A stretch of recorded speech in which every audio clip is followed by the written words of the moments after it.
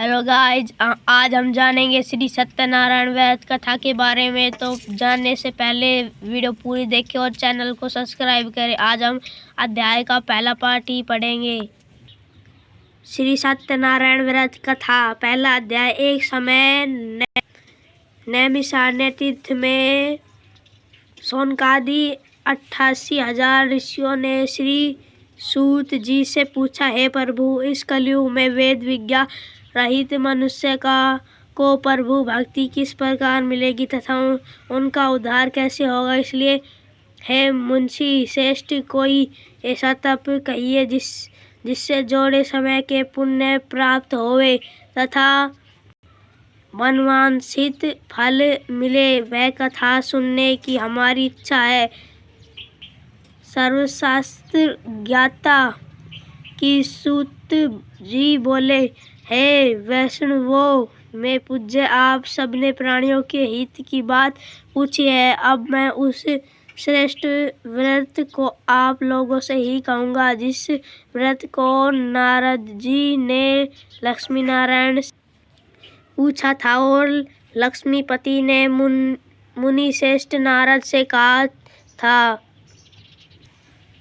जो सो ध्यान से सुनो। एक समय योगीराज नारद जी दूसरों के हित की इच्छा से अनेक लोकों में घूमते हुए मृत्युलोक में आ पहुँचे। यहाँ अनेक योनियों में जन्म हुए। प्राय सभी मनुष्यों को अपने कर्मों द्वारा अनेकों दुखों से पीड़ित देखकर सोचा कि यह यत्न के करने से निश्चय ही प्राणियों के दुखों का नाश हो सकेगा। ऐसा मन में सोचकर विष्णु लोक को गए। वह श्वेत वर्ण को 4 भुजाओं वाले देवों के इस नारायण को देखकर जिनके हाथों में शंख चक्र गदा और पग थे तथा वरमाला पहने हुए थे, स्तुति करने लगे। हे भगवान, आप अत्यंत शक्ति से संपन्न हैं। मन तथा वाणी भी आपकी नहीं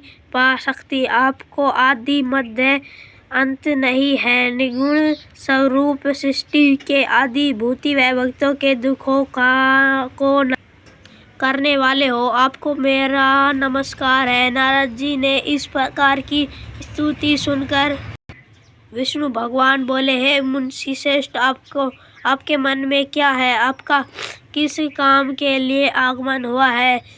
निसंकोच कहो। तब नारद मुनि बोले, किस मृत्युलोक में सब मनुष्य जो अनेक योनियों में पैदा हुए हैं अपने अपने कर्मों के द्वारा अनेक प्रकार के दुखों से दुखी हो रहे हैं। हे नाथ, मुझ पर दया रखते हो तो बतलाइए कि इन मनुष्यों के सब दुख जोड़े ही प्रयत्न से कैसे दूर हो सकते हैं।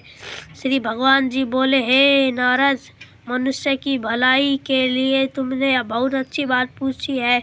जिस काम के करने से मनुष्य मोह से छूट जाता है वह मैं कहता हूँ, सुनो।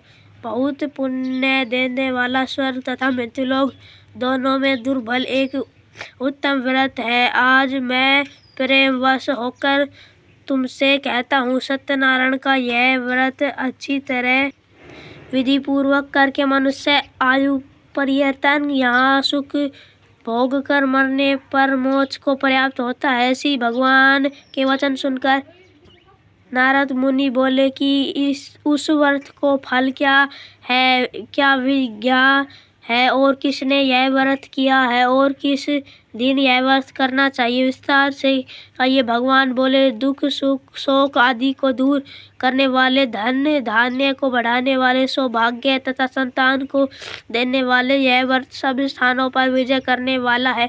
भक्ति और श्रद्धा के किसी भी दिन मनुष्य सत्यनारायण की शाम के समय ब्राह्मणों और बंधुओं के साथ धर्म प्राणायाम होकर पूजा करें। भक्ति भाव से नेवेद्य केले का फल, घी, दूध और गेहूं का चूर्ण सवाया लेवे। गेहूं के अभाव से साठी का चूर्ण, शक्कर तथा गुड़ ले और सब भक्षण योग्य पदार्थ जमा कराके भगवान के अर्पण कर देवे तथा बंधुओं सहित ब्राह्मणों को भोजन कराए पश्चात स्वयं भोजन करे। नित्य गीत आदि का आचरण कर सत्यनारायण भगवान का स्मरण करता हुआ समय व्यतीत करे। इस तरह व्रत करने पर मनुष्य की इच्छा